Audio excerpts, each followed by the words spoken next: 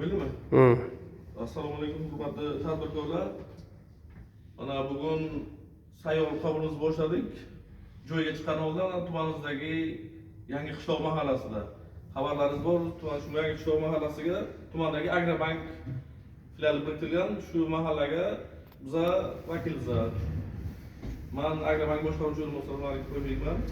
Sizlar bilan uchrashuvimiz tadbirkorlar asosiy uchrashuvimiz bank bilan bog'liq bo'lgan muammolar ish hisoblanadi. Bankdan bog'liq nima masalalar bo'lsa, bemalol turib nima qilishingiz mumkin. Birinchi navbatda shu bank mahsulotlari agar tanishtiradigan bo'lsak, hozirgi vaqtda beriladigan mahsulotlardan birinchisi bu biznesga birinchi qadam kiritganimiz bor. 17 million so'mgacha beriladi, 4 yil muddatga 2 yil imtiyozli davr bilan 25% bilan. Agar kredit oluvchi fuqaro ayol kishi bo'lsa, 23% bilan beriladi. Bundan tashqari mahalla loyihasi kreditlarimiz bor.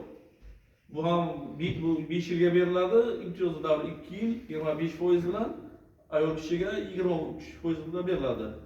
Yana bundan tashqari prezidentimizning 312 qaror asosida kreditlarimiz bor. 300 million so'mgacha beriladi, shundan 100 million so'mi garovsiz beriladi. Tadbirkorlik qilaman, tadbirkorlik faoliyatini kengaytiraman degan nimalarga yo'llanib fuqarolarga. Tumanimiz 4-toifaga kirganligi sababli 20% da beriladi. Agar korxona rahbari, ta'sischilar ayol kishi bo'lsa, 18% dan beriladi. Mana shunaqa mahsulotlarimiz bor, tadbirkorlik qilaman degan fuqarolarga. Ana shunga o'xshagan marketlarimiz yo'q, mahsulotlarimiz kerak bo'lsa, bemalol so'rashingiz mumkin. Boshlasangiz agar yozib olamiz, yechimini hal qilamiz birlashib. Kimda qanaqa masala bor? Yozib olamiz, marhamat. Chorvachilik yo'nalishini ochib bersangiz yaxshi bo'ladi. Yo'q, biz cho'yib tanishtirib, Kommunikatsiya yaxshi tomon. ko'ngilni tanishib.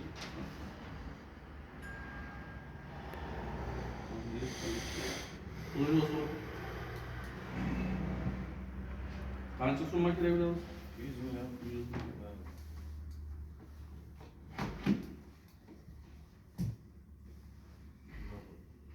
Telefon nomeringizni aytasiz?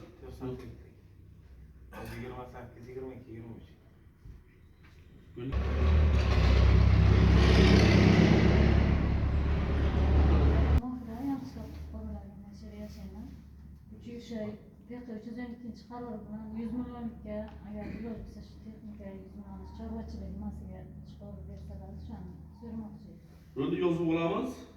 Sizni qabul qilamiz masalasi bo'yicha. O'rganib chiqib